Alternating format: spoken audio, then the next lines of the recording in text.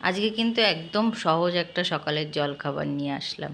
তার কারণ হচ্ছে আজকে সকালের চাটা খেতে দেরি হয়ে গেছে। তার জন্য ভাবলাম সকালের চাটা খেতে যখন দেরিই হয়ে গেল, সাথে দুটো ব্রেড বাটার টোস্ট বানিয়ে নিই, তাতে সকালের জলখাবারটাও খাওয়া হয়ে যাবে। আর চায়ের সাথে কিন্তু এই ব্রেড বাটার টোস্টটা খেতে কিন্তু দারুণ লাগে। এমনিতেও নর্মাল ব্রেড সেকে চায়ের সাথে জানি না তোমরা কে কে খেয়েছো, আমি তো খাই, বেশ ভালোই লাগে খেতে।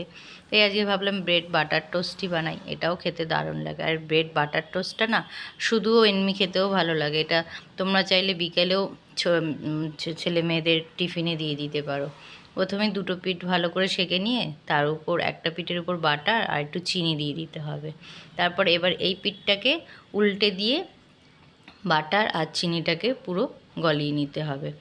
শুধু উপর দিয়ে চিনি দিয়ে দিলে না খেতে ভালো লাগে না। এরকম চিনিটাকে আর বাটারটাকে একসাথে একটুখানি আগুনের উপর সেঁকে নিলে তারপর ব্রেডটাকে খেতে কিন্তু দারুণ লাগে, কারণ পুরো চিনিটা এর মধ্যে গলে মিশে যায় আর বাটারটাও গলে যায়, আর খেতে দারুণ টেস্ট লাগে।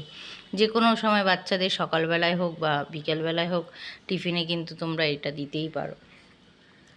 যে আমার রেডি হয়ে গেল আজকে ব্রেড বাটার টোস্ট। তা তোমরা এইভাবে কে কে খাও জানিও, আর যদি না খাও কোনো দিন এইভাবে একবার বাড়িতে বানিয়ে দেখো, দারুণ লাগে কিন্তু খেতে। আর ছিল সাথে আমার এই গরম গরম চা, যেটা রেডি হচ্ছিল। কি করব, আজকে চাটা খেতে দেরি হয়ে গেল বলেই আজকে ভাবলাম যখন এই ব্রেডটা বানাচ্ছি তোমাদের সাথেও একটু শেয়ার করি, তোমরাও দেখতে পারবে। রেডি হয়ে গেছে আমার চা। তা কেমন লাগলো আজকে সকালের এই জলখাবারের ভিডিওটা, অবশ্যই একটা লাইক কমেন্ট করে জানিও। আর তোমাদের যদি ভালো লেগে থাকে তোমরাও একবার বাড়িতে এইভাবে ব্রেড টোস্টটা করে খেও।